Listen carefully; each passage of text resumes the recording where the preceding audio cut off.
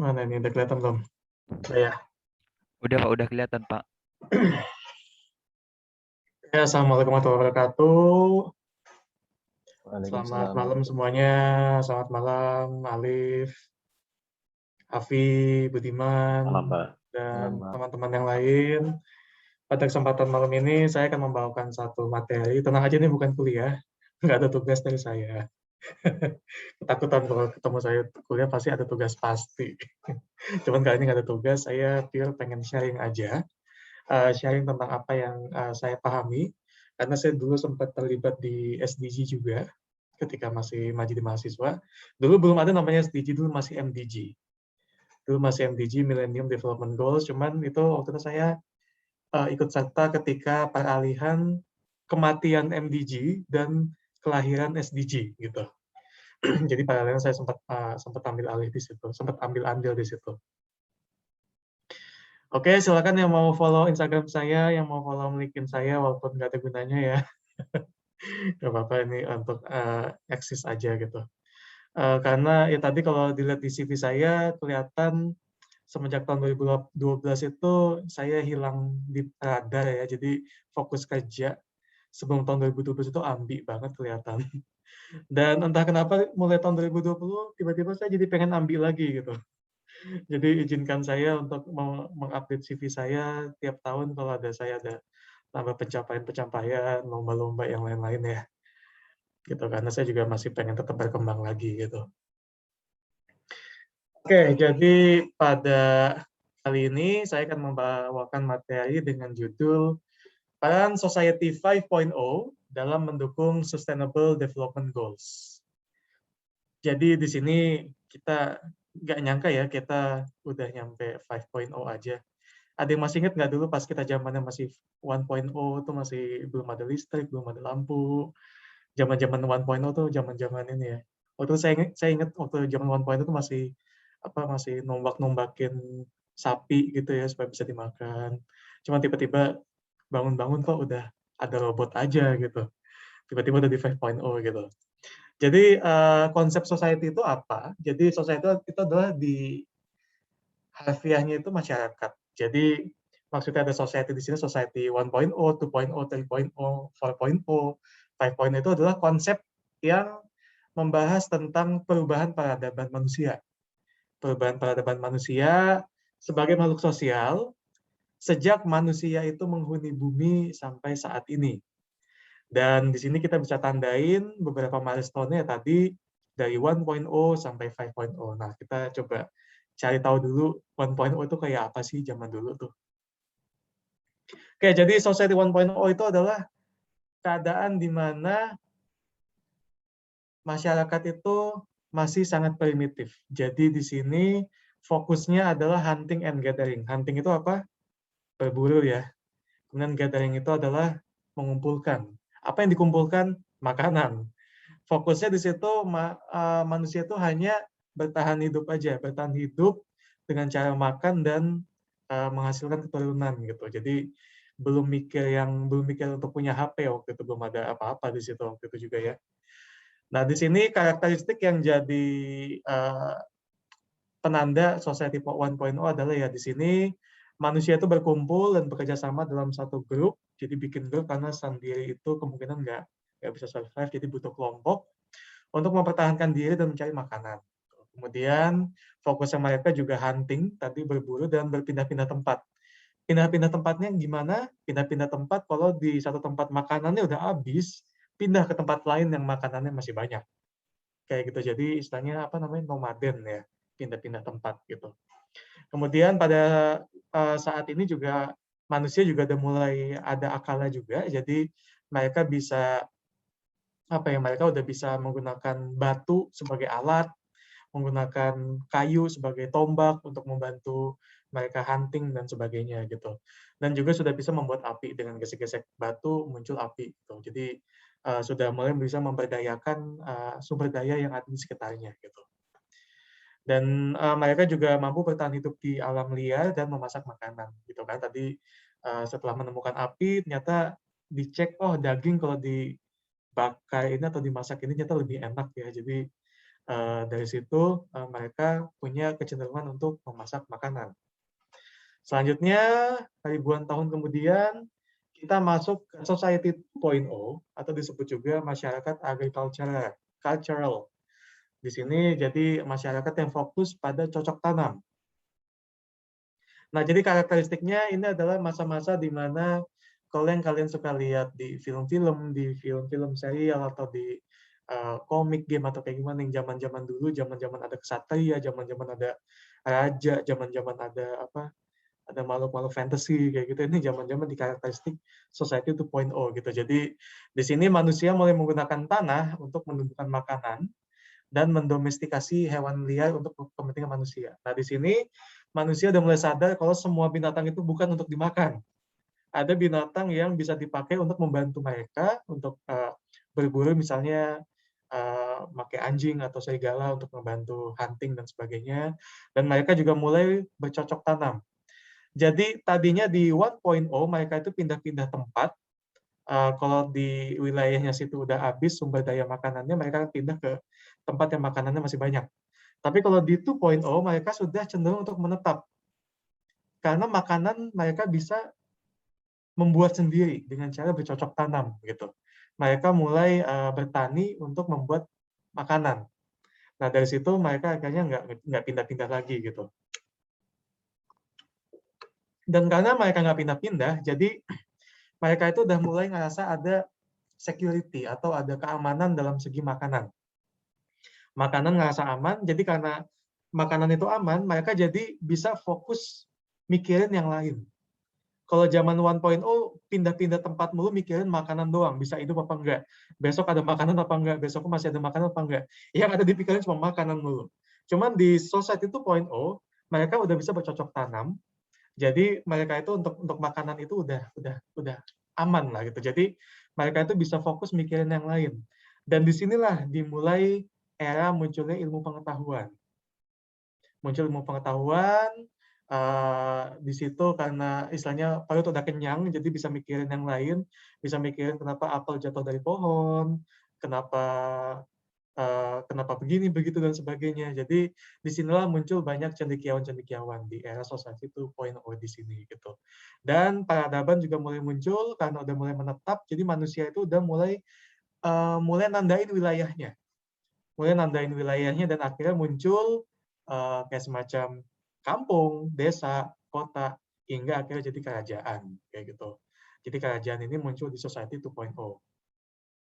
Dan di sini juga jumlah manusia juga semakin besar karena manusia sudah semakin pintar dan istilahnya yang ngebunuh manusia itu sedikit gitu. Jadi zaman 1.0 dulu itu seru banget dulu. Itu banyak manusia yang mati karena battle sama babi hutan, sama banteng. Cuman di Society 2.0 mereka udah lebih pintar dan ujung-ujungnya manusia itu nggak lagi dimangsa binatang buas. Jadi harapan hidupnya makin tinggi. Harapan hidupnya makin tinggi, jadinya subur. Populasi manusia tambah banyak. Dan ini akan menjadi imbas ke era berikutnya, yaitu Society 3.0 di era industrial. Era industrial ini jadi populasi manusia semakin banyak. Karena istilahnya manusia itu nggak ada yang ngalahin. Binatang-binatang udah nggak ada yang bisa ngalahin manusia. Manusia udah paling paling pintar deh. Jadi karena itu, jadi manusia itu menjamur gitu makin banyak di bumi. Jadi populasi manusia makin membengkak. Dan di sini ternyata mereka paham juga kalau cocok tanam aja nggak cukup. Cocok tanam aja nggak cukup. Jadi mereka pindah ke industrial. Mereka butuh produksi makanan secara massal. Mereka butuh cara untuk memproduksi makanan dengan cara yang lain. Jadi di sini mulai masuk ke industrial. Dan di sini juga mulai diperkenalkan istilah namanya revolusi industri, di mana perkembangan industri dimulai dari era sini. Jadi kalau kalian ingat sekarang kita ada di industri 4.0, ya awal 1.0-nya itu di sini gitu. 1.0 revolusi industri itu dimulai di Society 3.0 gitu. Jadi di sini era industri itu jadi produksi kebutuhan barang jasa semakin besar sehingga ekonomi di sini mulai merangkak naik gitu. Dan karena ekonomi mulai merangkak naik, jadi di sini mulai banyak paham-paham ekonomi. Salah satunya ya ada paham kapitalisme. Paham kapitalisme itu adalah paham yang membuat apa ya? Sebagian kecil orang menguasai banyak sumber daya gitu. Ada sebagian kecil orang yang dia bisa menguasai tanah, menguasai sumber daya alam yang lain, emas atau mungkin juga batu bara dan sebagainya. Dan ini adalah uh, salah satu penyebab kesenjangan sosial. Jadi di sini kayak ada film-film macam Robin Hood kayak gitu yang misalnya mereka tuh kecewa sama orang-orang kaya, jadi mereka berupaya untuk apa membuat apa ya kesenjangan sosial mereka tuh nggak jauh-jauh banget gitu. Yang kaya banget, yang miskin banget, kalau bisa mereka pengen bikin jadi lebih apa ya, lebih lebih equal lah, lebih sama gitu. Dan di sini juga semenjak ada kapitalisme, di sini mulai kerusakan lingkungan. Di sini mulai sumber daya dibabat habis-habisan untuk industri, dan juga limbah industrinya juga dikeluarkan habis-habisan sehingga membahayakan lingkungan sekitarnya. Gitu. Jadi kerusakan itu dimulai di Society 3.0. Selanjutnya, Society 4.0. Evolusi selanjutnya adalah zaman informasi. Zaman di mana semua orang ngelihat di HP-nya, layar HP-nya. Kayak di gambar ini, jadi ketika dulu ada orang naik kereta, saling ngobrol satu sama lain, kalau sekarang enggak. Yang naik kereta, yang naik bis, naik busway itu pada nunduk semua, pada ngelihat di HP semua. Ini adalah ciri-ciri dari Society 4.0, era informasi. Nah, apa yang terjadi di sini? Ya, aliran informasi dan data begitu cepat. Istilahnya, ya kita tahu Vanessa Angel itu meninggal berapa menit setelah dia kecelakaan. Langsung satu Indonesia tahu, karena ditayang di TV, di internet, sosial media, banjir semua sama berita itu. Kita tahu kemarin bulu tangkis kita menang, karena ada live report-nya, ada semua gerak-geriknya itu langsung dipasang di sosial media. Jadi aliran informasi itu cepat banget gitu. Informasi itu nggak butuh lagi waktu 1 hari, 2 hari untuk bisa nyampe ke orang lain. Cuman dalam waktu hitungan detik, informasi itu bisa langsung kita konsumsi kayak gitu. Dan ini juga membuat space itu jadi semakin hilang. Jadi walaupun saya dan Alif di sini berbeda 2 km jauhnya, tapi Alif ada di depan saya gitu, di depan layar saya. Walaupun kita jauh banget ya, beda 2 km gitu kan. Jadi karena efek informasi ini, jadi koneksi dan komunikasi itu semakin mudah. Gitu. Jadi istilahnya kayak jarak itu kayak udah nggak ada apa-apanya lagi. Gitu. Bahkan kita bisa komunikasi sama siapa yang ada di belahan dunia yang lain langsung gitu pakai Zoom ini gitu. Kemudian ekonomi bergeser jadi ekonomi yang berbasis digital. Jadi sekarang macam-macam udah apa-apa internet. 10 tahun yang lalu yang namanya online shop itu masih jadi sesuatu yang sulit dikembangkan, masih jadi sesuatu yang orang pada wanti-wanti untuk make. Cuman zaman sekarang semuanya online. Hampir semuanya itu percaya sama online shop gitu. Dan itu nunjukin kalau emang udah terjadi pergeseran masa gitu. Kita nggak bisa menyalahkan itu. Itu emang masa yang semakin berubah dan kita yang mesti bisa ikut dalam perubahan itu gitu. Kemudian ya pelaku industri berlomba-lomba untuk modernisasi. Jadi semua pelaku industri itu pasti sekarang itu udah punya website, pasti semua itu sekarang udah punya metode untuk pembelian online. Pasti masing-masing itu mereka udah punya Instagram juga, punya sosial media juga untuk bagi-bagi informasi tentang industrinya gitu. Jadi mereka tuh nggak mau kalah. Jadi semuanya itu pasti ada keberadaannya di internet gitu. Dan ini yang kita rasakan saat ini. Dan sekarang kita sedang peralihan ke society berikutnya. Jadi society 4.0 ini bisa dibilang society yang masanya mungkin paling singkat ya. Paling singkat. Ini dimulai di awal tahun 2000-an dan ini udah mau mati.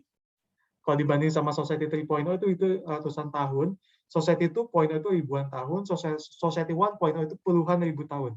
Cuma Society 4.0 ini cuma hampir 20 tahun doang gitu. Dan sekarang kita menuju ke Society 5.0, di mana slogannya atau karakteristiknya adalah semuanya serba praktis dan semuanya serba otomatis. Kelihatannya mengerikan atau mengenakan, ya itu setiap orang punya pendapat beda-beda lah, gitu.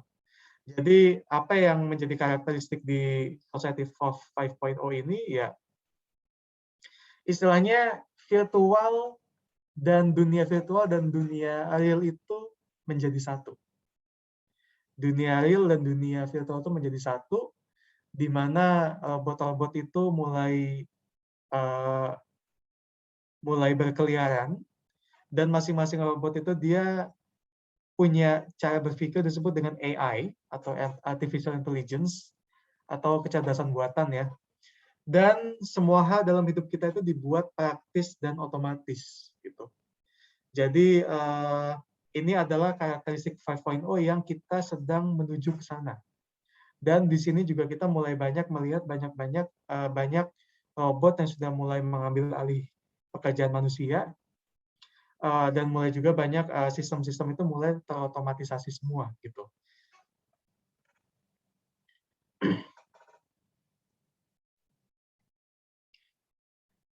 Dan Society 5.0 ini dia dicanangkan pertama kali oleh orang-orang Jepang. Orang-orang Jepang mulai tahun 2019 konsep ini, dan semakin ke sini konsepnya semakin bisa dicerna dan sebagainya, karena memang Society 5.0 ini sangat mendukung apa yang diminta oleh revolusi industri 4.0. Nah, tadi ada Society 5.0, sekarang ada lagi istilah namanya industri. Industri 1.0 sampai industri 4.0. Jadi industri ini bisa dibilang sebagai revolusi industri, penanda perkembangan peradaban industri semenjak zaman Society 3.0. Tadi di 3.0 society-nya apa? Tipenya? Tipe industrial ya. Jadi semenjak 3.0 revolusi industri itu dimulai. Dimulai di revolusi industri 1.0, di situ ya masih banyak menggunakan uap, apa-apa tuh pakai uap, piston uap dan sebagainya, mekanisasi juga pakai gear-gear yang gede kayak gitu. Itu zaman 1.0 sekitar tahun 1700-an gitu. Kemudian sekitar 100 tahun kemudian mulai yang otomatisasi yang levelnya itu level primitif. Jadi ada produksi udah mulai pakai conveyor belt, udah mulai ada alat-alat produksi walaupun masih primitif, cuman itu ada cikal bakal dari alat-alat canggih yang kita lihat sekarang gitu. Dan mereka juga sudah mulai menggunakan listrik. Jadi kalau zaman 1.0 dulu mereka masih menggunakan uap untuk bisa gerak-gerakin macam-macam, sekarang udah pakai listrik gitu. Kemudian dievolusi lagi ke industri 3.0 100 tahun kemudian. Nah, di sini mulai menggunakan otomatisasi, menggunakan komputer dan elektronik, tapi sifatnya masih offline. Masing-masing mesin hanya bertanggung jawab pada dirinya sendiri. Gitu. Nah, kalau di industri 4.0 industri 4.0 cuma ditambah online. Jadi masing-masing mesin itu bisa dikendalikan dari jarak jauh, masing-masing mesin itu bisa berhubungan dengan mesin-mesin lainnya, kayak gitu, dan itu udah online gitu. Jadi istilahnya itu dunia maya dan dunia nyata itu udah jadi satu gitu. Dan bahkan bisa dikendalikan, kadang pengendaliannya bisa lebih canggih lagi, nggak mesti dari kontrol panel yang ada di sekitar situ, bahkan dari kilometer jauhnya pun bisa. Gitu, pakai istilahnya ada software juga gitu, tinggal ngeklik di komputer, kemudian ada pabrik yang jaraknya 300 km itu bisa berjalan kayak gitu. Karena istilahnya mulai diperkenalkan istilah IoT. IoT itu adalah kepanjangannya Internet of Things. Jadi semua-muanya itu pasti pakai internet. Semua-muanya dihubungkan dengan internet gitu. Jadi pengendalian proses alat-alat berat itu bahkan nggak mesti lagi digerakin pakai setir yang gede banget, yang berat. Bahkan sekarang cuma tinggal klik di laptop itu udah bisa jalan kayak gitu. Itu adalah industri 4.0. Jadi industri 3.0 yang sudah dibekali dengan internet dan networking. Jadi istilahnya lebih terintegrasi lagi. Gitu.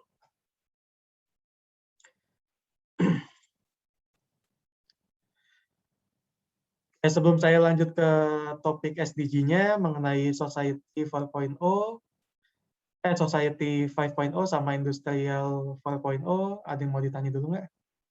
Apa nanti pertanyaan sekalian di belakang aja?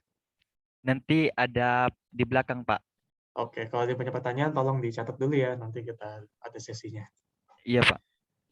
Oke, lanjut. Jadi tadi saya sudah menjelaskan tentang Society 5.0 dan Industrial Revolution 4.0 gitu. Dan selanjutnya kita butuh satu pelengkapnya lagi yaitu SDG. Nah, jadi SDG ini sendiri adalah singkatan dari Sustainable Development Goals. Ini yang menjadi tema yang akan kita angkat pada PPDT periode ini. Jadi Sustainable Development Goals itu apa? Ya, misalnya ada goals. Goals itu apa namanya? Tujuan ya. Tujuan perkembangan berkelanjutan. Sustainable itu berkelanjutan, development itu perkembangan, dan goals itu tujuan. Gitu. Jadi ini adalah lebih ke pedoman. Pedoman bagaimana pembangunan ekonomi itu mau diarahkan. Gitu. Karena kita nggak mau pembangunan ekonomi itu nantinya kayak society 3.0 lagi. Di mana orang-orang yang punya duit, mereka menguasai sumber daya, mereka bisa mereka bisa berlaku sesuka hati dia, nguras sumber daya, merusak lingkungan, seolah-olah itu kayak buminya dia gitu. Kita nggak mau kayak gitu. Jadi makanya pembangunan itu mesti diarahkan ke arah yang lebih bertanggung jawab. Dan ini yang diinginkan oleh Sustainable Development Goals gitu. Jadi Sustainable Development Goals ini dia mulai didengungkan, diomongin itu di konferensi PBB tahun 2012 di Rio de Janeiro di Brazil. Itu disebut sebagai konferensi Rio Plus 20. Rio Plus 20. Di situ dibahas tentang cikal bakal SDG dan dibahas juga mengenai bahwa MDG itu sudah tidak relevan lagi. MDG itu apa? Jadi sebelum ada SDG di sini, tahun 98 itu ada namanya Kyoto Protocol. Kyoto Protocol itu adalah perjanjian yang dibuat di Kyoto yang untuk membuat supaya industri itu bisa lebih bertanggung jawab. Cuman nggak ada yang patuh sama Kyoto Protocol. Negara-negara pada ngelanggar semua dan nggak dapat sanksi apa-apa. Jadi Kyoto Protocol itu nggak cukup kuat. Akhirnya diganti tahun 2001 itu lahir namanya itu MDG, Millennium Development Goals. Tahun 2001. Ini dia ada 8 fokus yang mau dicapai di situ.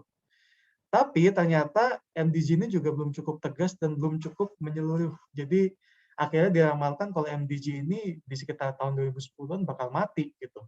Dan akhirnya betul MDG mati tahun 2015. Gitu. Dan di sini untuk menggantikan MDG atau bukan menggantikan atau meneruskan MDG adalah SDG ini gitu. Jadi SDG ini cikal bakalnya itu tahun 2012, tapi mulai tahun 2015 itu sudah mulai dicanangkan gitu.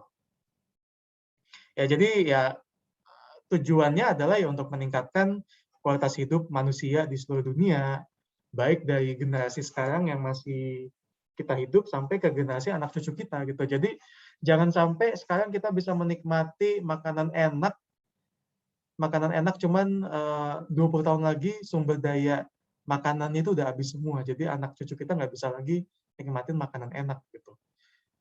Karena bahan makanannya itu udah punah, hewannya itu udah mati gitu, hewannya udah habis gara-gara kita eksploitasi kayak gitu. Jangan kayak gitu. Jadi ini adalah apa yang ingin dicapai oleh si SDG ini. Jadi supaya ekonomi kita tetap juga mempertimbangkan tentang masa depan kita gitu. Anak cucu kita juga supaya masih bisa menikmati itu gitu.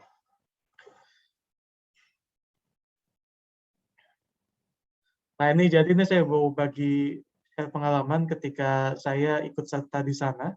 tahun 2012 saya di Brazil, di Rio Plus 20. Jadi di situ saya juga ikut ambil alih sebagai pemuda Indonesia di situ, ikut negosiasi tentang ngebahas tentang MDG itu udah nggak relevan, dan mereka punya istilah untuk memperkenalkan SDG di sini gitu. Jadi kalau di gambar yang di sebelah kiri ini di ruang utamanya ini di sini itu ada masing-masing perwakilan negara ini isinya diplomat semua. Diplomat semua mereka lagi pada debat istilahnya masing-masing poin itu dilihat apakah poin masing-masing ini merugikan atau menguntungkan bagi negara dia gitu. Dan di sini ada istilahnya negosiasi. Jadi banyak negara-negara yang punya nasib yang sama, mereka biasa bakal ngumpul.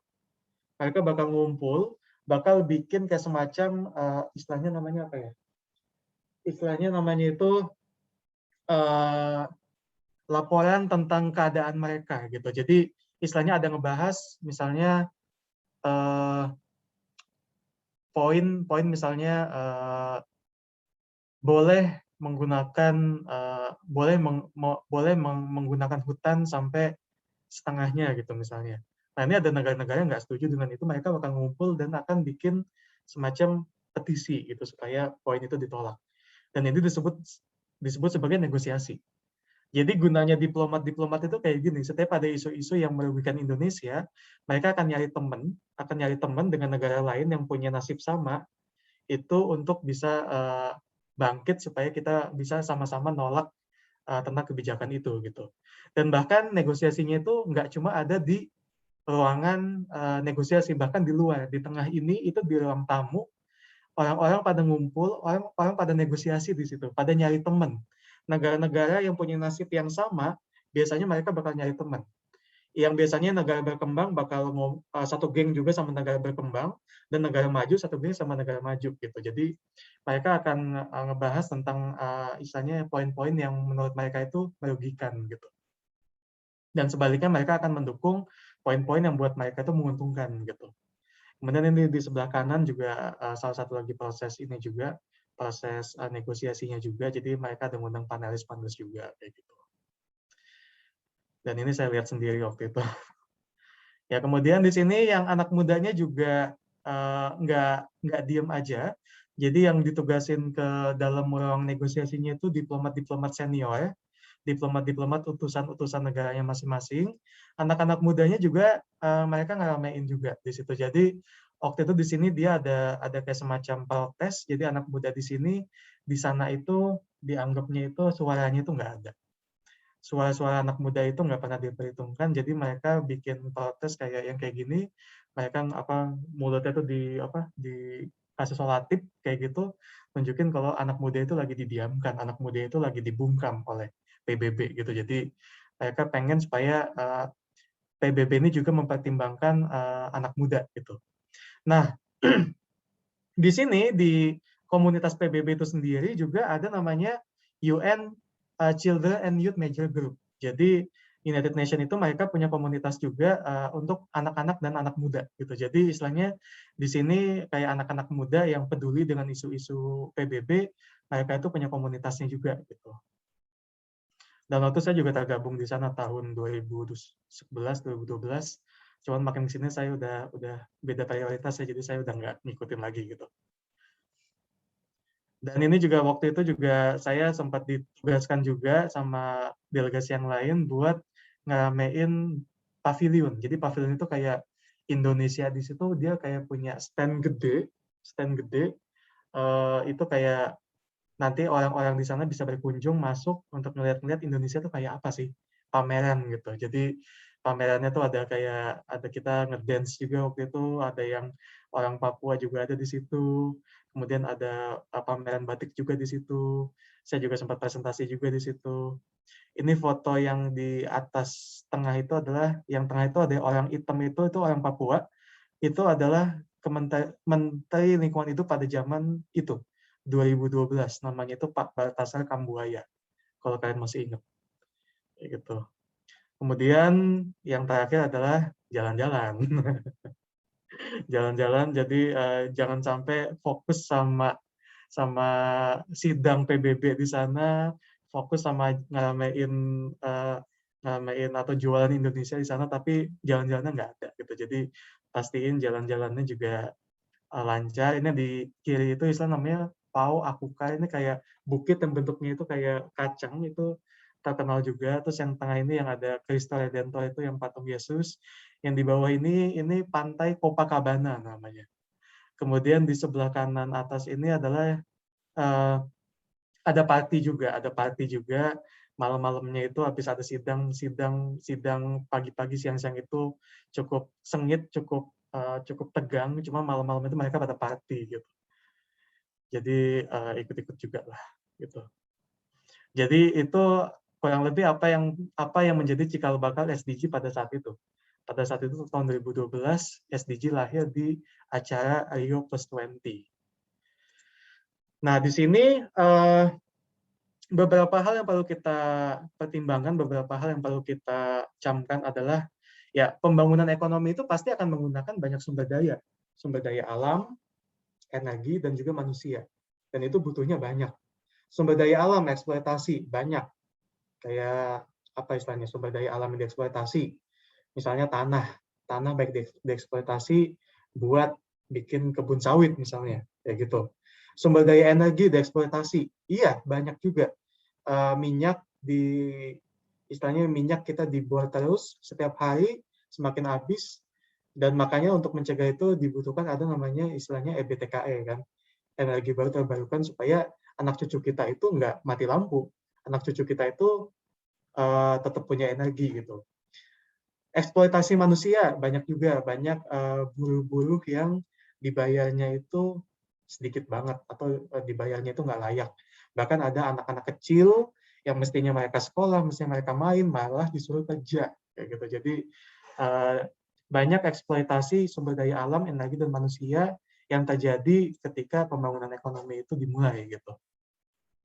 Dan ini kalau nggak bisa dikendalikan, kalau tidak bisa dikontrol, penggunaan sumber daya alam dan energi ini untuk produksi maupun konsumsi, kalau nggak hati-hati, nantinya akan merusak kondisi lingkungan, kondisi sosial, dan kondisi ekosistem gitu. Jadi nanti kita nggak bisa hidup di bumi ini lagi karena buminya itu sudah hancur.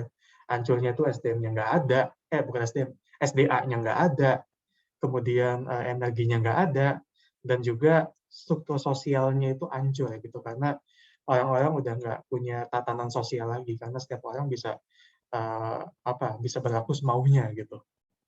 Jadi hal ini yang membuat kenapa MDG itu gagal.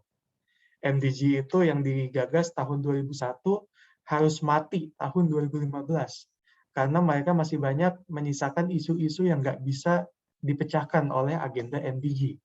Ya salah satunya adalah masih terdapat jurang yang lebar antara rumah tangga yang miskin dan yang kaya. Pedesaan dan perkotaan itu gap-nya itu makin gede gitu. Kemudian ketidaksetaraan gender masih banyak di sini. Banyak yang perempuan itu masih dianggap sebagai objek, perempuan itu masih dianggap sebagai jenis kelamin yang tidak boleh punya ilmu, nggak boleh menduduki posisi pimpinan dan sebagainya, walaupun mereka punya kemampuan, dan ini dianggap bukan hal yang diinginkan oleh dunia gitu. Kemudian banyak juga konflik dan peperangan. Sampai saat ini di Sudan itu masih ada perang saudara. Saat ini yang namanya Israel sama Palestina itu masih belum akur, bahkan masih tambah panas aja kayak gitu. Kemudian yang keempat ya, kemiskinan dan kelaparan itu masih ada. Saat ini di Afrika itu ya masih banyak orang yang meninggal karena kelaparan, dan bahkan akses terhadap pelayanan dasar pun nggak ada. Akses listrik nggak ada. Akses air bersih nggak ada gitu. Kemudian juga orang miskin ini adalah orang yang istilahnya paling rentan terhadap perubahan zaman juga. Perubahan iklim istilahnya, iklim itu makin panas. Saat ini di beberapa tempat di dunia udah mengalami kenaikan 2 derajat Celcius suhunya. Dan yang paling kena itu orang miskin. Orang miskin ada di luar, orang miskin nggak punya AC. Kita yang kepanasan di luar tinggal masuk ke dalam gedung, ngadem di dalam. Orang miskin dijemur di luar, kepanasan. Dan istilah orang miskin itu yang kena dampaknya.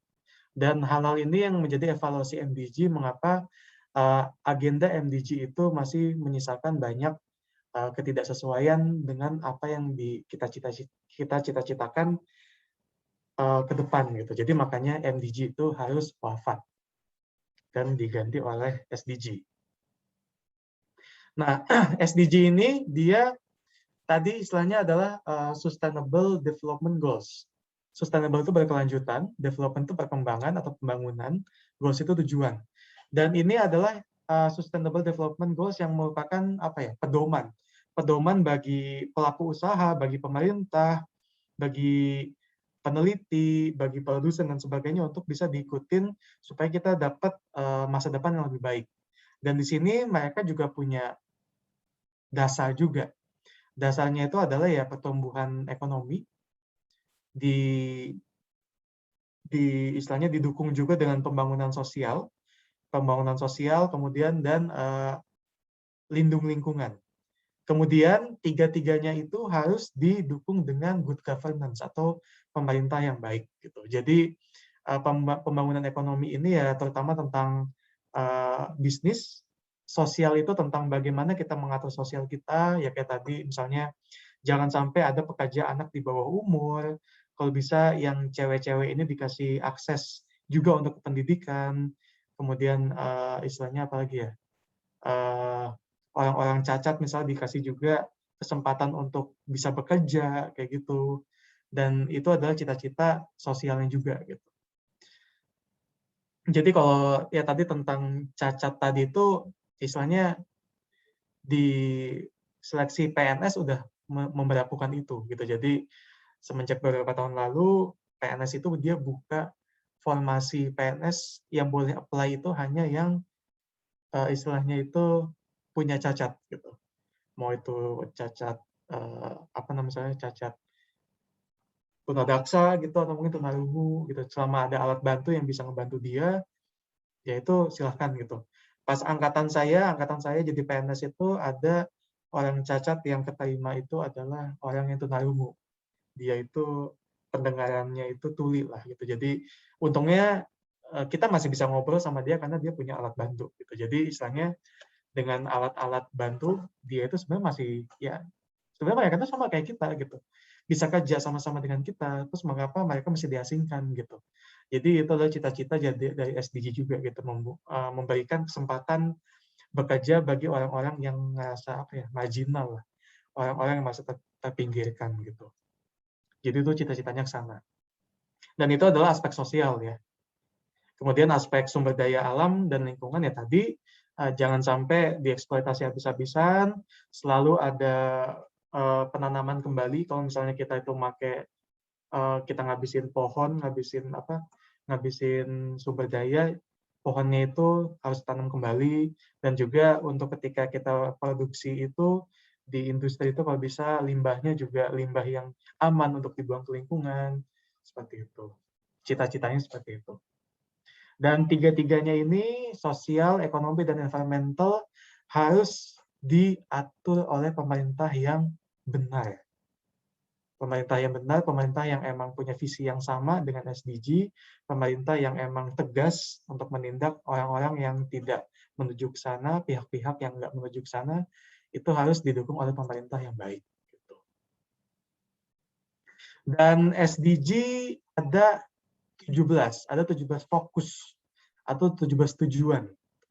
Jadi yang pertama itu ya no poverty. No poverty ini ya berarti nggak ada kemiskinan. Kemudian yang kedua itu apa? Makanan ya. Makanan berarti zero hunger. Kemudian yang ketiga itu good health. Health itu berarti kesehatan. Yang keempat itu ada buku sama pena itu berarti pendidikan. Yang kelima itu ada lambang seks itu berarti gender equality. Cewek cowok. Kemudian yang keenam itu gambar tandon air, berarti clean water. Yang ketujuh itu matahari, itu lambangnya maksudnya energi. Yang ke-8 itu adalah tentang pertumbuhan ekonomi dan kerja yang layak. Kemudian yang 9 itu adalah tentang infrastruktur, engineering. Yang 10 itu lebih ke pemerataan orang-orang yang masih dianggap kalangan terpinggirkan, kalangan marginal. Yang 11 itu adalah komunitas atau kota-kota yang istilahnya sustainable, kota-kota yang bisa dijadikan acuan untuk jadi teladan. Kemudian nomor 12 itu ini adalah siklus konsumsi dan produksi yang berkesinambungan. Kemudian 13 itu yang berhubungan dengan climate, iklim. 14 itu tentang kehidupan laut. 15 itu tentang kehidupan di darat. 16 itu tentang hukum, tentang keadilan. Dan 17 itu tentang networking atau partnership. Dan ini lebih komprehensif, lebih menyeluruh dibandingkan dengan MDG. Makanya MDG itu udah nggak relevan, diganti dengan SDG gitu. Nah, jadi tadi apa yang mau dicapai di sini? Apa yang mau dicapai di sini tadi yang pertama apa tadi? Di sini saya nggak gitu kelihatan ya. Kemiskinan. Ini kealangan apa? Taskbarnya ini nih apa namanya? Zoom. Jadi saya nggak bisa. Coba saya stop share dulu, tapi saya bahkan nggak bisa baca apa yang ada di atas gitu. Oke. Lanjut lagi.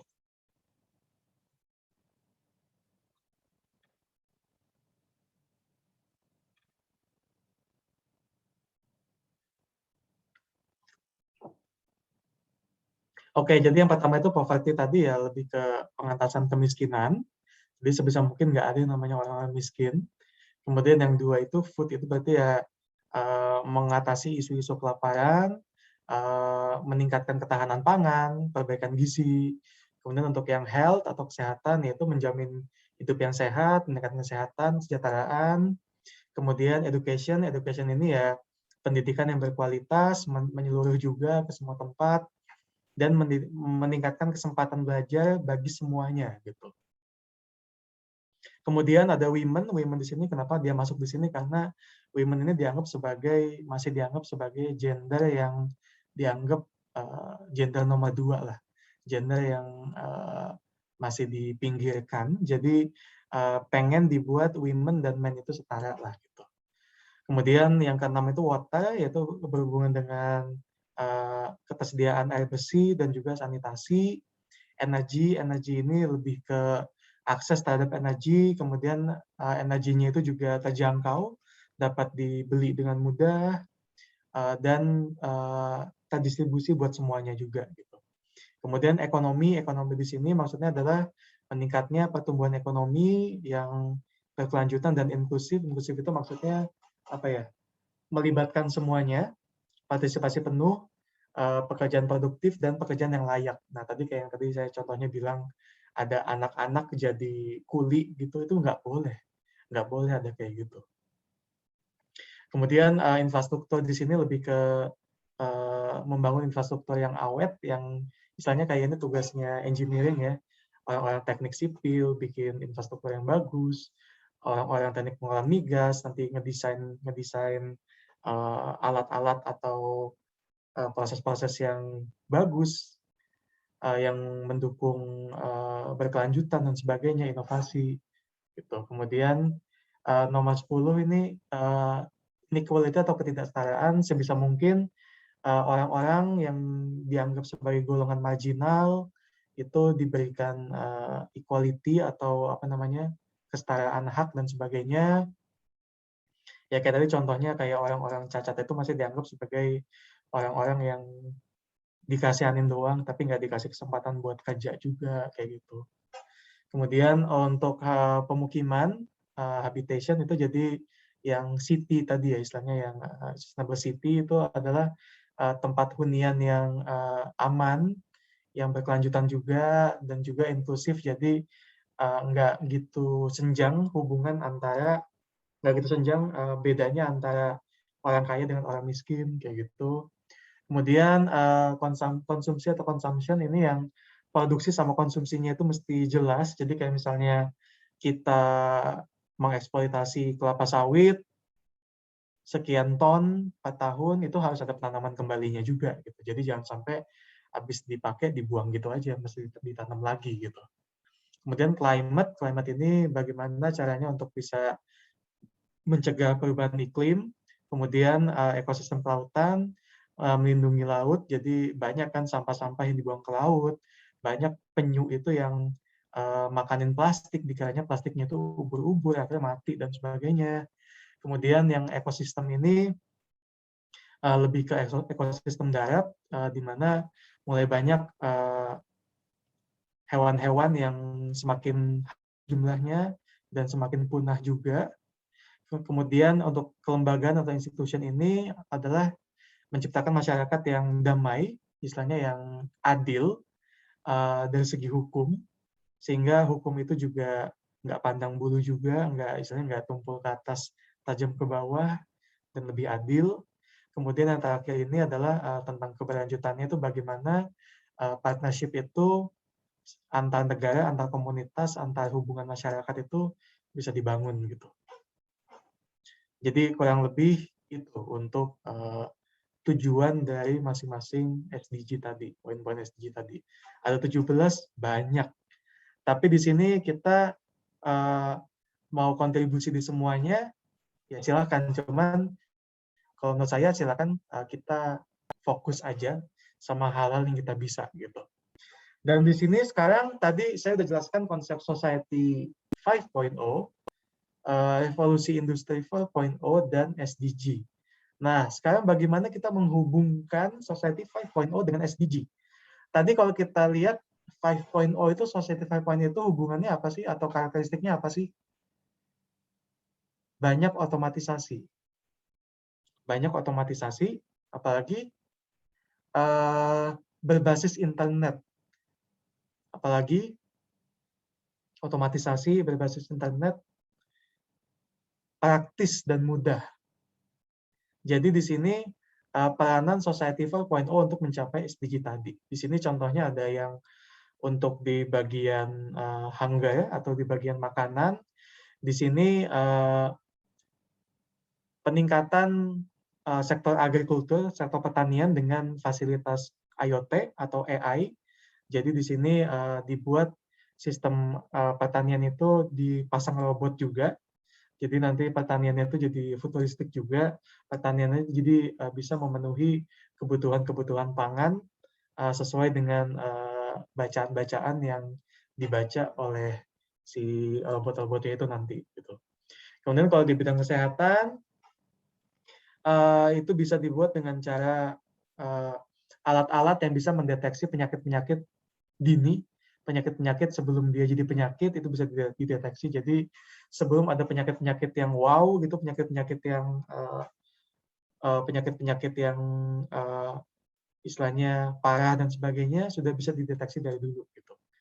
Kemudian yang bagian education ini lebih ke bagaimana kita mempromosikan pendidikan yang berbasis teknologi, yaitu pakai e-learning. Ya kita lewat Zoom ini juga masuknya ke sini, udah masuk ke sini. Kita ini udah dibantu robot untuk bisa bagi-bagi ilmu dengan cara laptop dan Zoom, komputer dan Zoom itu udah termasuk Society 5.0 sebenarnya gitu. Kemudian untuk yang bagian gender equality, ya lebih ke yang wanita itu diberikan akses dan istilahnya apa ya, kehandalan untuk mengoperasikan teknologi. Kemudian di nomor 7 ini yang bagian energi, jadi istilahnya pembagian listrik yang smart gitu, pembagian listrik yang smart, yang dia menggunakan energi on demand, jadi supaya energinya itu nggak kebuang cuma-cuma. Ya contohnya banyak ada di mobil listrik lah. Kita kan kalau pakai mobil listrik itu ya kalau pengen jalan ya diisi dulu baterainya kayak gitu. Jadi misalnya nggak buang-buang energi. Jadi kita hanya menggunakan energi sesuai dengan yang kita pakai aja gitu. Kemudian yang bagian 9 ini ada yang apa namanya? Infrastructure. Jadi infrastructure yang istilahnya itu sustainable dan menggunakan konstruksi yang berbasis AI juga, berbasis kecerdasan buatan juga, berarti pakai robot juga di sini. Kemudian yang bagian inequalities, jadi di sini banyak membangun inovasi berbasis ekosistem. Kemudian yang nomor 11 ini yang smart city atau sustainable city, sustainable communities. Di sini ya istilahnya banyak kota-kota yang akan dibuat jadi lebih aman menggunakan robot. Kemudian di sekitaran kotanya itu juga banyak menggunakan robot dan juga menggunakan internet untuk bisa memfasilitasi kebutuhan di sana kayak gitu. Kemudian di bagian di climate itu bisa pakai minta tolong bantuan satelit yang lebih canggih, jadi kita bisa mendeteksi ada kejanggalan-kejanggalan di cuaca kita atau kayak gimana, bisa langsung dideteksi dari satelit kayak gitu.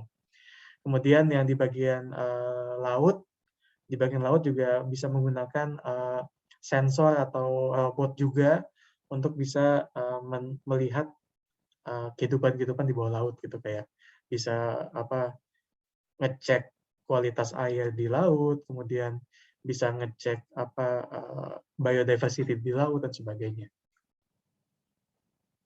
Jadi istilahnya kecanggihan yang ditawarkan oleh Society 5.0 ini sangat berkaitan dengan pemenuhan SDG ini gitu. Selalu ada sesuatu yang bisa dilakukan oleh teknologi, selalu ada sesuatu yang bisa dilakukan oleh robot atau internet untuk bisa menyelesaikan semua masalah yang difokuskan pada masing-masing poin SDG ini gitu. Nah, kemudian kita sebagai mahasiswa teknik pengolahan migas, kita bisa ngasih ide apa nih? Kita bisa ngasih ide apa nih untuk nyumbang ke SDG gitu. Di sini saya secara pribadi melihat ada beberapa peluang yang bisa kita masuk di SDG ini. Yang pertama, yang nomor 6, yang bagian clean water.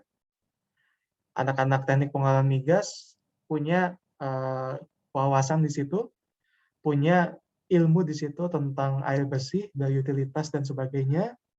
Kemudian nomor 7 ini clean energy. Clean energy jelas kita ada di sektor energi, jadi nomor 7 itu yang paling connect, yang paling nyambung. Nomor 9 ini adalah infrastructure, industri, jadi di sini di mana kita bisa ngedesain proses dan ngedesain alat-alat, itu berhubungan banget dengan teknik pengolahan migas. Kemudian nomor 12 ini adalah konsumsi yang berkelanjutan, jadi bagaimana kita bisa mengatur produksi dan konsumsi ini di sini hubungannya dengan konservasi energi gitu, dan ini juga hubungannya erat dengan kita sebagai teknik pengolahan migas gitu. Kemudian satu lagi adalah climate action. Climate action ini hubungan dengan lingkungan, bagaimana kita punya wawasan industri yang baik untuk lingkungan, limbah-limbah industri itu kalau bisa jangan sampai mencemari lingkungan, atau bahkan limbah hasil pembakaran BBM juga jangan sampai mencemari lingkungan gitu. Jadi kalau dari saya pribadi, mungkin teman-teman yang lain, mahasiswa yang lain juga ada yang bisa ngasih ide juga. Kita itu bisa masuk kemana gitu. Cuman kalau saya pribadi, saya melihat ada 5 poin atau tujuan SDG yang kita bisa connect, kita bisa nyemplung ke situ untuk kontribusi. Yaitu di bagian clean water, clean energy, kemudian infrastructure, industry, responsible consumption and production, sama di climate action. Nah, selanjutnya di sini apa yang bisa kita lakukan, apa yang bisa kita sumbangkan, ide-ide supaya kita bisa kontribusi di situ. Ya contohnya untuk yang tadi bagian di clean water and sanitation, ya topik-topiknya bisa banyak lah, kayak pengadaan air bersih melalui filtrasi air tanah kayak gitu.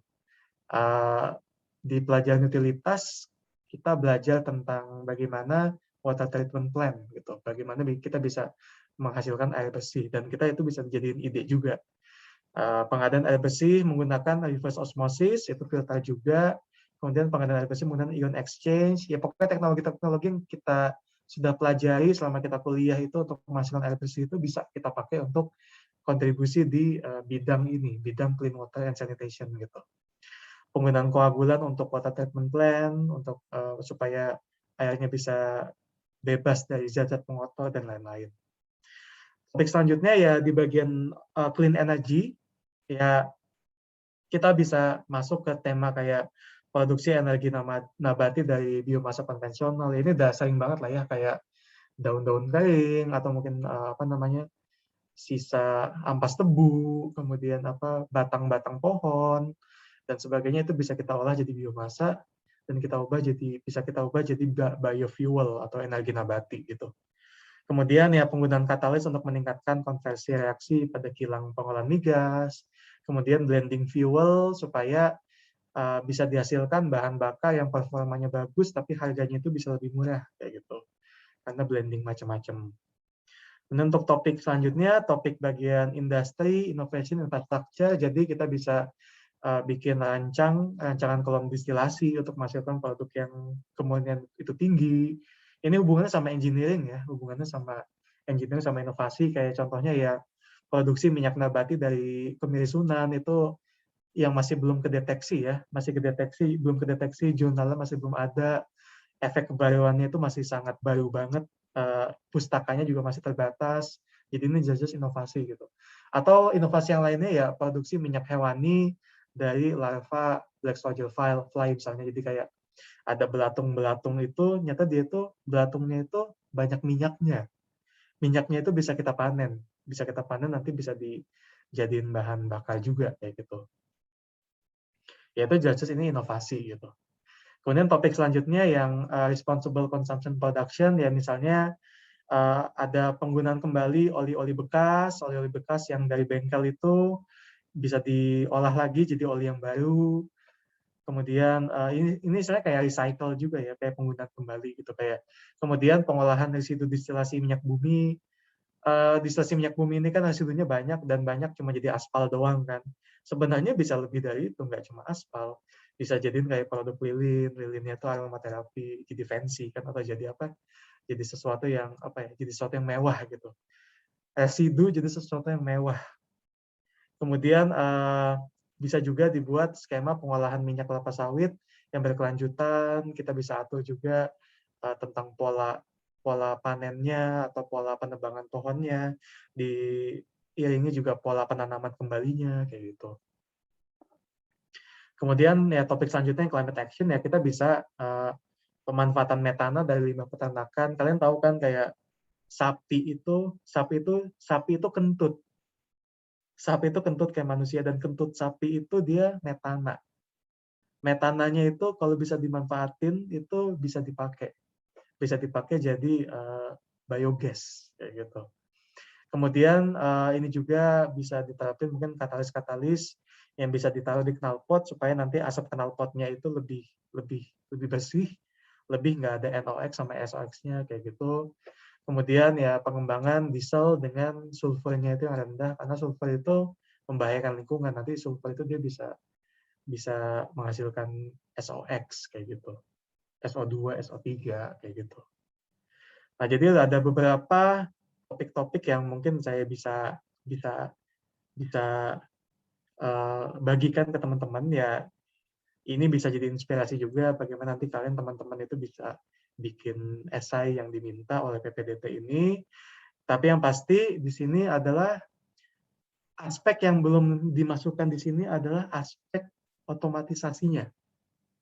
Karena kita di Society 5.0, jadi pastikan topik-topik yang kalian ambil nanti adalah topik-topik yang juga berhubungan dengan data, berhubungan dengan otomatisasi, berhubungan dengan pengendalian proses, berhubungan dengan penggunaan robot, berhubungan dengan pengendalian jarak jauh dan sebagainya kayak gitu. Jadi kalau udah ada kayak gitu, itu udah 5.0 banget gitu. Jadi silakan modifikasi ide-ide konvensional yang saya kasih di sini dengan kemajuan teknologi melalui otomatisasi tadi, supaya 5.0-nya itu lebih kerasa gitu lah. Jadi kalau kalian lihat, sebenarnya hal-hal yang kita nikmati sampai saat ini itu dulunya tuh ide juga. Kayak kita nggak pernah kepikiran ada ojek online. Kita dijemput di rumah, diantarin di tempat tujuan, atau kita diantarin makanan. Itu istilahnya apa ya, ide-ide yang aneh gitu, ide-ide yang aneh, apaan sih kok ide-ide kayak gitu, yakin ide kayak gini bakal laku. Dan akhirnya muncul Gojek. ide itu jadi nyata. Netflix, hiburan kayak film-film, kalian yang biasa ngebajak film, download macam-macam, sekarang cukup bayar 100.000 bisa nonton film dan serial-serial yang kalian sukain gitu. Kemudian orang guru di sini adalah ya pendidikan, jadi banyak istilahnya apa ya, tutoring atau belajar ilmu-ilmu yang kita tahu lewat metode online. Kemudian Tokopedia ya online shop jadi salah satu salah satu kontributor tertinggi dalam ekonomi saat ini dari online shop, dan itu awalnya juga dari Tokopedia juga. Kemudian ya Tesla juga menghasilkan mobil listrik yang dulu itu dikata-katain, dulu itu dianggap remeh, cuma sekarang jumlah pembelinya itu semakin banyak. Dan saya bisa lihat di beberapa tahun ke depan, mobil listrik ini udah jadi sesuatu yang nggak asing lagi kita lihat di jalanan gitu. Dan semuanya itu dulunya itu adalah ide gitu. Jadi silakan ide kalian, bebaskan ide kalian. Yang pasti ide-ide itu ya ide-ide itu pasti bakal banyak perlawanan dari kalian, kayak jangan ini kelihatannya nggak bagus. Coba pikiran kayak gitu coba dihilangkan dulu, coba dibebasin dulu dan coba diterapkan pada sebuah tulisan. Oke, dari saya sekian. Sekarang kita bisa mulai sesi selanjutnya.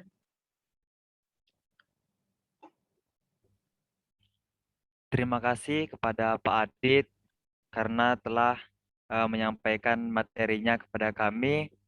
Semoga ilmu yang telah disampaikan bisa kami aplikasikan di dunia, di kehidupan sehari-hari. Untuk selanjutnya, kita memasuki sesi tanya jawab. Bagi yang ingin bertanya langsung kepada Pak Adit, silakan untuk raise hand. Dan kalau ingin melalui chat, bisa juga melalui Q&A. Oke, di sini udah ada yang nanya dari Emir ya. Iya, Pertanyaannya, Pak. Kenapa MDG diganti dengan SDG? Kenapa konsep MDG ini nggak diperbaiki aja, Pak? Kayak gitu. Jadi yang udah nggak relevan diganti dan sebagainya. Idealnya seperti itu, cuman udah banyak negara-negara yang udah nggak klop sama MDG lagi, udah banyak dapat pengalaman tidak menyenangkan dengan MDG. Istilahnya di MDG itu juga ada sanksi-sanksi juga bagi pihak-pihak pelaku ekonomi yang melakukan pelanggaran, cuman nggak pernah tegas, nggak pernah dilaksanain. Jadi mikirnya kayak MDG itu kayak it's a bunch of lies gitu, itu bohongan doang. Jadi MDG itu kayak cuman akal-akalan orang doang buat bikin itu. Jadi kadang-kadang kita butuh rebranding atau kita butuh membuat sesuatu yang baru, yang fresh, yang membawa harapan baru. Membawa harapan baru, dan itu yang dibawa oleh SDG gitu. Jadi daripada MDG-nya ini diganti, diperbaiki poin-poinnya, mending diganti aja semuanya gitu. Karena dari namanya juga MDG nggak begitu menarik, Millennium Development Goals Millennium. Oke, so what dengan kata-kata millennium itu? Kata-kata millennium itu nggak apa ya? Nggak impactful atau nggak menarik. Tapi kalau dibuat dengan sustainable itu adalah kata-kata berkelanjutan. Itu kalau kita kasih ke orang, itu orang bisa mikir sustainable berkelanjutan. Oke, ini kelihatannya konsep yang menarik. Kita akan coba untuk itu. Jadi dari namanya sendiri SDG itu udah lebih menarik daripada MDG. Kemudian dari segi kontennya, MDG banyak yang istilahnya banyak menyakiti beberapa golongan-golongan yang tidak diakomodasi oleh MDG, seperti golongan perempuan, golongan orang-orang kaum marginal, golongan yang lain kayak gitu. Dan mereka pokoknya daripada MDG diperbaiki, pokoknya saya pengen ada sesuatu yang baru yang emang bisa mengakomodasi kebutuhan kita gitu. Jadi makanya disebut juga SDG gitu. Dan satu lagi ini yang paling penting adalah aspek politikal. Aspek politikal. Jadi kematian MDG dan kebangkitan SDG juga dipengaruhi oleh aspek politikal. Gitu. Jadi negara-negara mereka pada ngumpul pada satu geng itu pada bikin petisi kalau MDG tolong dimusnahkan saja, kita punya usulan baru kita pakai SDG dan akhirnya seperti itu. Jadi nggak sesimpel memperbaiki lalu nggak sih memperbaiki, tapi kadang-kadang kita perlu rebranding atau mengganti sesuatu itu yang dengan sesuatu yang baru untuk menciptakan harapan baru gitu.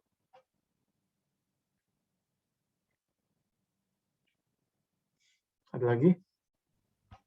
Izin Pak, ini ada pertanyaan melalui chat Pak.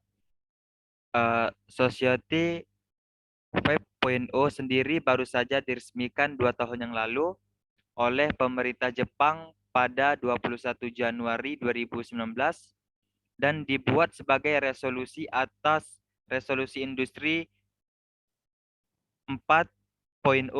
Bagaimana kami untuk menjawab tantangan revolusi industri 4.0 dan society 5.0 dalam dunia pendidikan dengan kreativitas, critical thinking, komunikasi, dan kolaborasi, dan kemampuan 6 literasi dasar, literasi numerasi, literasi sains, literasi informasi, literasi finansial, literasi budaya, dan kewarganegaraan. Society 5.0 menghasilkan banyak transformasi dan disrupsi digital.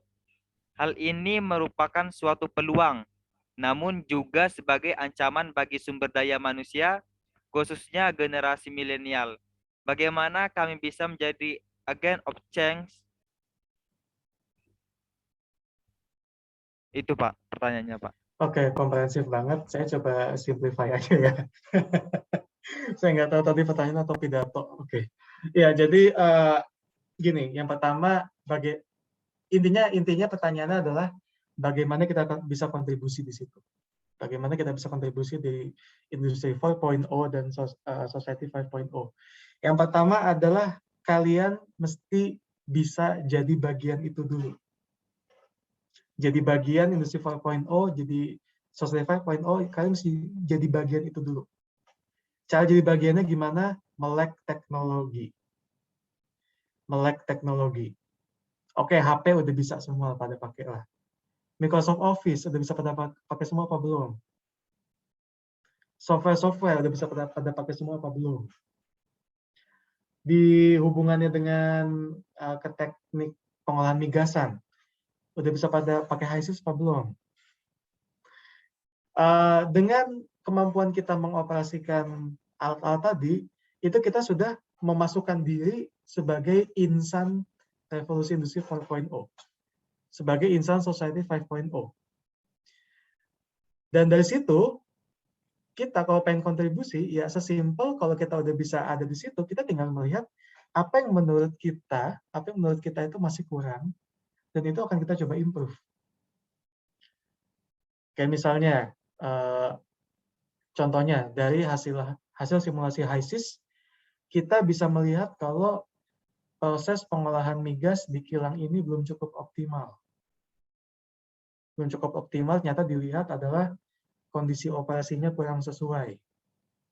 Itu bisa kita dapat kesimpulan kayak gitu karena kita bisa mengoperasikan HiSys. Kalau kita nggak bisa mengoperasikan HiSys, kita nggak tahu ada kelemahan itu. Gitu. Jadi dari kemampuan kita menggunakan teknologi, kita bisa melihat kesempatan-kesempatan, kita bisa melihat kelemahan-kelemahan yang kemudian kita bisa improve. Oke, dari HiSys sudah dapat kelemahannya, ternyata kondisi operasinya nggak sesuai. Maka kita mesti memperbaiki kondisi operasi tadi. Atau mungkin di kilang ini, kita nggak tahu di dalam kilang ini, di dalam kolom distilasi ini, ada proses suhunya berapa. Suhunya berapa kita nggak tahu. Maka solusi kita adalah ya kita pasang sensor suhu di situ untuk kita bisa ngedeteksi suhu di dalam kilang itu berapa gitu. Jadi apa yang tadi disebutkan tadi sebenarnya bisa kita lakukan dengan ya pertama-tama kita harus jadi bagian itu dulu. Kita nggak bisa melakukan perubahan kalau kita nggak jadi bagian itu dulu. Dari kita bisa jadi bagian dari 4.0 dan 5.0 dengan cara bisa terjun langsung dalam teknologi, terjun langsung dalam pengoperasian otomatisasi dan sebagainya.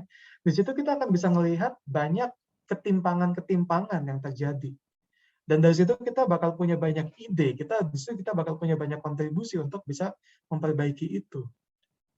Kayak gitu. Nah, jadi istilahnya apa ya? Sebuah kontribusi itu muncul karena dalam diri kita itu mau berbuat sesuatu. Berbuat sesuatunya itu ya mau ngerasa pengen memberikan sesuatu atau mau memperbaiki sesuatu.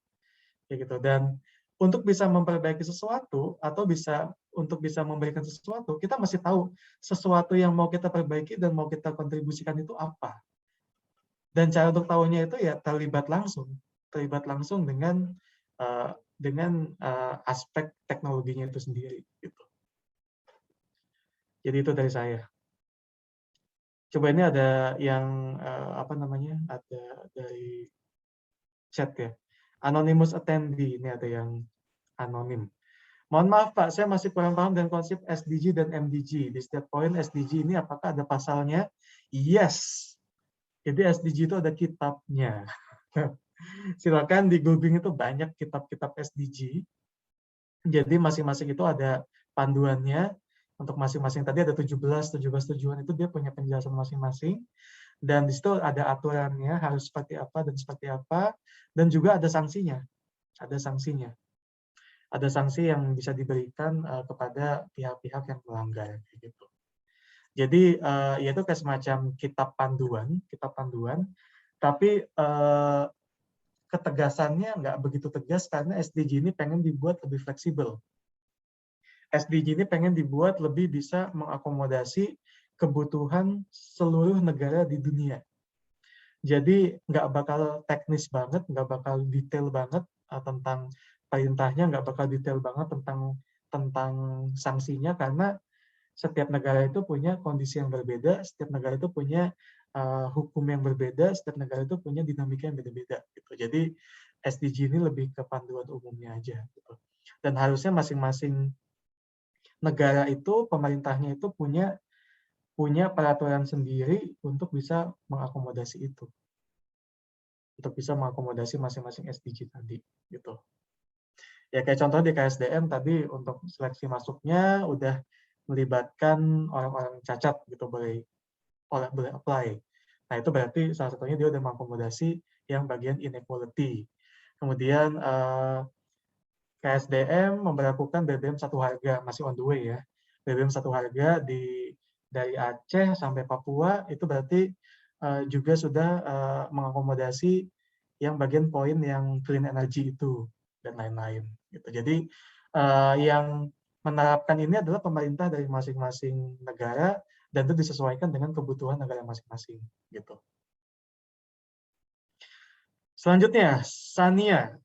Permisi Pak, izin bertanya. Perkenalkan saya Sania dari Ref 1 di dalam SDG ada dinamakan energi bersih dan terjangkau. Yang tadi yang tujuan ke-7 tadi ya. Itu ada konsep energi terbarukan juga Pak. Sepengetahuan saya di Indonesia, wood pellet di Indonesia tidak terlalu dikembangkan, padahal Indonesia memiliki potensial yang tinggi di antara negara-negara ASEAN. Tapi kenyataannya Indonesia menjadi negara dengan pengembangan rendah di aspek pengolahan wood pellet daripada negara ASEAN lainnya. Menurut Bapak, apakah efektif bisa dikembangkan di Indonesia? Efektif. Oke, saya bilang nih ya, saya dulu orang petani.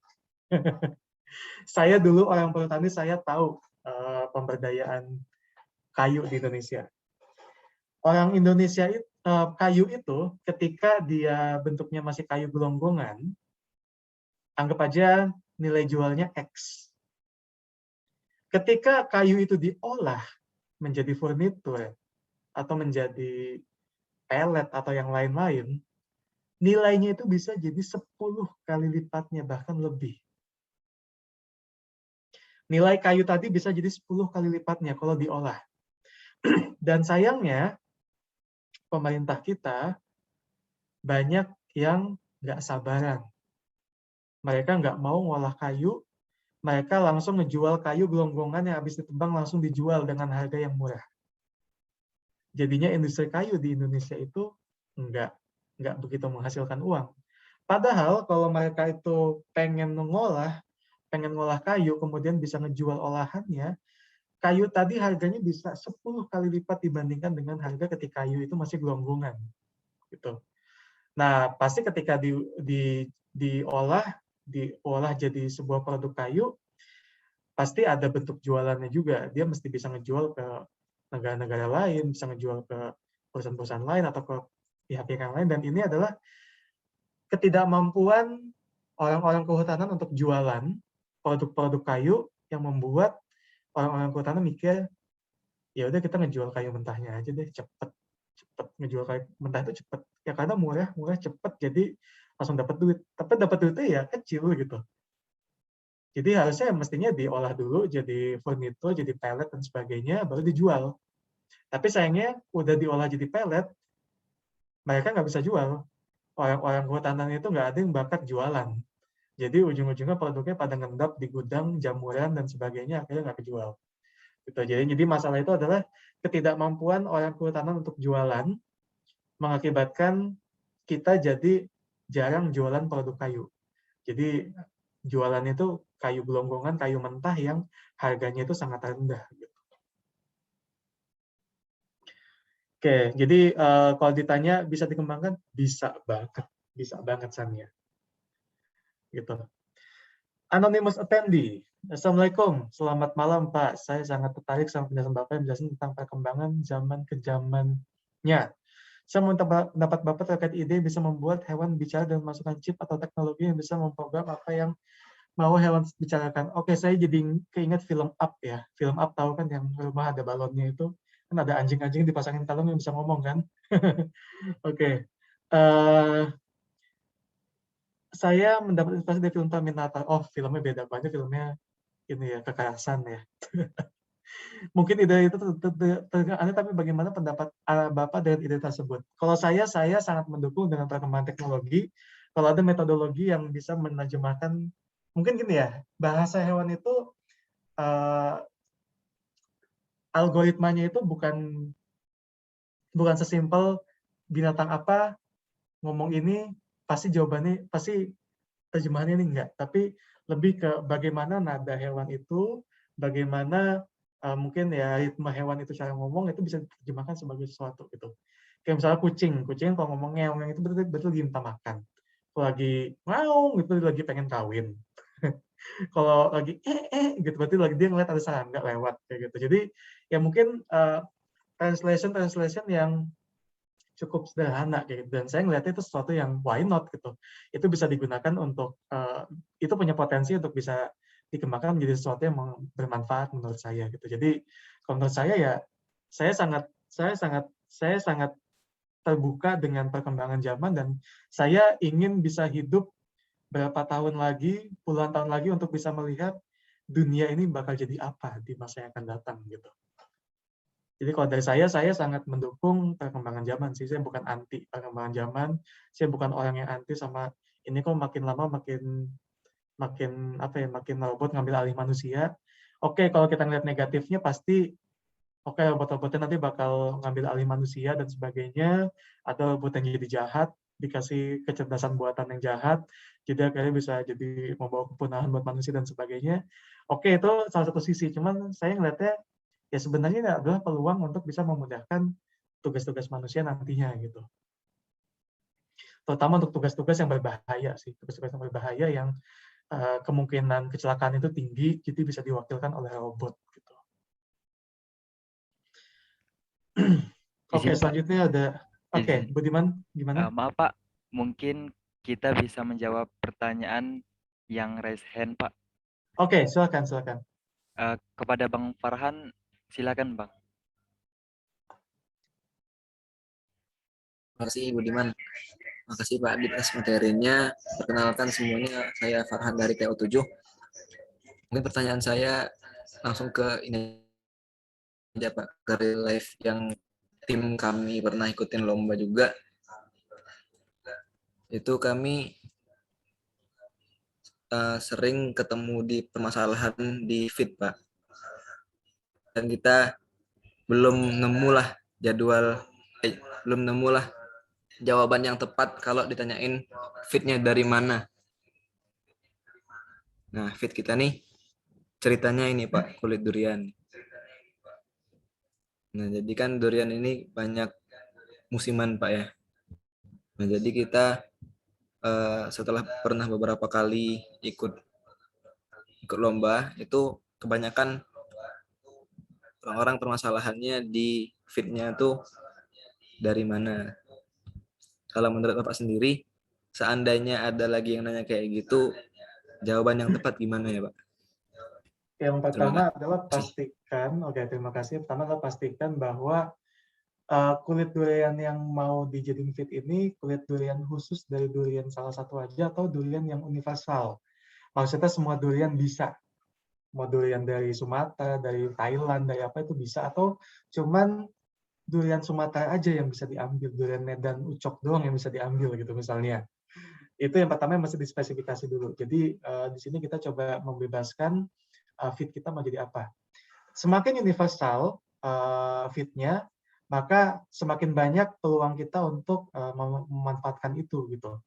Seandainya kita bisa bilang kita butuh data tentang limbah kulit durian di Indonesia, silahkan di googling berapa Indonesia itu dalam setahun itu menghasilkan limbah kulit durian gitu, yang dibuang gitu aja. Itu bisa kita pakai sebagai acuan. Dan di sini kita bisa lihat kalau ada data lebih detailnya, tadi karena kamu bilang musiman, kita mesti lihat data per bulannya. Per bulannya misal bulan Januari sekian ton, bulan Februari sekian ton, bulan Maret misalnya udah nggak musim jadi turun sekian ton, bulan April turun lagi dan sebagainya, nanti di bulan Mei naik lagi, jadi kelihatan dinamika persediaan si fitnya itu. Nah seandainya karena musiman ini adalah musiman, jadi tantangannya adalah ada bulan-bulan di mana produksi kalian nanti jadinya kapasitas itu rendah, karena fitnya juga rendah. Dan ini harus diakalin dengan ada rencana nggak untuk bisa menambal kapasitas produksi di bulan yang emang lagi nggak musim gitu. Misalnya kapasitas kalian masang 2 ton per bulan gitu ya. Pada bulan Januari dapat 2,5 ton, oke, cukup. Bulan Februari dapat 2,1 ton, cukup. Di bulan Maret ternyata cuma 1 ton doang karena nggak musim. 1 tonnya lagi mau diambil dari mana? Dan itu adalah sesuatu yang harus kalian pikirkan juga. Misalnya apa? Impor. Misalnya impor dari yang lain, atau mungkin bisa menerapkan sistem storage atau sistem penyimpanan kulit durian yang dari bulan-bulan sebelumnya yang lebih itu bisa disimpan dan bisa dipakai lagi. Gitu. Misalnya bulan Januari dapat stoknya itu 2,5 ton. Padahal kapasitas kalian cuma 2 ton. Berarti dalam Januari kalian lebih 5,5 ton kan? Lebih setengah ton. Setengah tonnya itu mungkin kalian bisa menerapkan ada sistem gudang yang dingin yang bisa kulit duriannya bisa taruh di situ dulu. Jadi ketika nanti dipakai di bulan Maret, ketika bulan Maret itu kita bisa pakai kelebihannya tadi yang dari Januari tadi bisa dipakai tanpa mengurangi kualitasnya gitu. Karena kalau kulit durian dibiarin 2 bulan juga udah busuk kan. Cuma kalau disimpan di kulkas dulu mungkin bisa lebih tahan lama dan itu bisa dipakai ketika nanti dibutuhin di bulan-bulan yang nggak musim. Kulkasnya bukan kulkas 1 pintu 2 pintu ya, tapi kulkas ukuran yang bisa muat bertonton gitu. Jadi kayak gitu sih Farhan. Jadi yang ditanya fit di sini adalah tujuan ditanya fit yang pertama kalian tahu dapat dari mana fit ini. Yang kedua adalah memastikan keberlanjutan fit kalian. Apakah setiap bulannya kalian punya jumlah fit yang cukup untuk memenuhi kapasitasnya. Gitu. Jadi kalau tadi jasa